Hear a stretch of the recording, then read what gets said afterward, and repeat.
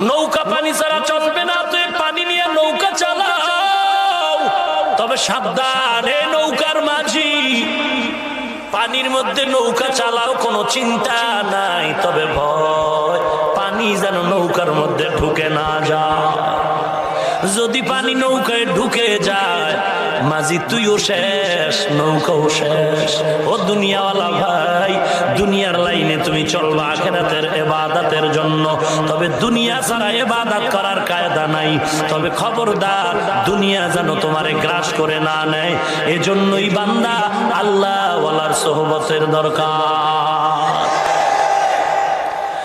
আল্লাহর নবী বলেন, যারা দুনিয়াকে আপন মনে করে নিবে আখিরাতকে বরবাদ করে দিবে।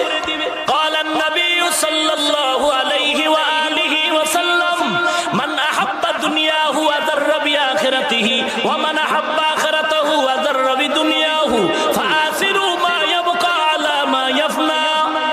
দুনিয়া যারা আপন করে নিল আখিরাত বরবাদ করলো, যারা আখিরাত আপন করলো তারা দুনিয়া বরবাদ করলো।